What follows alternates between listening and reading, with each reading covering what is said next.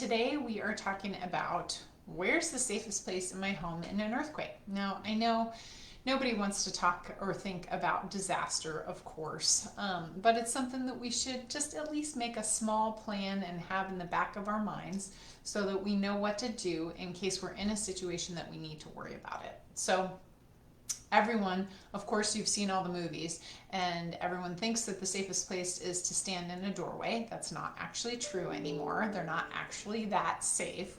So what you want to find is a big, solid piece of furniture and get underneath it. So dining room table is the thing that comes to mind most often. But, I don't know, a big desk would be a great option, something that's solid and that you can fit under.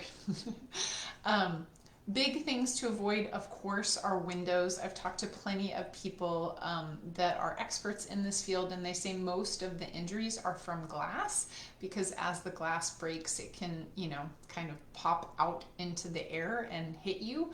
So that's another part of being under something. So anything that might be, coming into contact with you, you want to be in a place that shelters you from that. Of course, you probably know this, but it's safety month, so that's why we're addressing all of these things. Let's see, what other things you should do. You should make a plan. So, whether your family is just a family of 2 or a family of 10, it's great to have a plan and know where you're all going to meet up in case something happens, or how you're going to be in touch with each other, or how you're going to be in contact with each other. It doesn't have to be a 10-page plan. It could be a simple paragraph. Hey, we're going to meet in the living room underneath the dining room table. That works. But if you're inside, don't go outside, don't go running around. Ideally, just go under one big piece of furniture and stay there until things calm down. Of course, we do not have a plan, so I'm going to talk to my partner this evening about this. And additionally, we actually do have an earthquake preparedness kit, and we will put a link in the comments below so that you can check it out.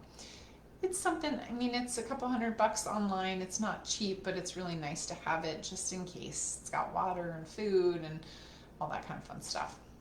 As always, it's a pleasure talking to you, and stay tuned for our continued updates on Safety Month this month. We're going to have all kinds of tips for you. And if you just can't get enough, go over to our Paris Group Realty LLC YouTube channel, where we've got all kinds of content that you can check out too. I hope you have a wonderful week, and we'll see you next week. Take care.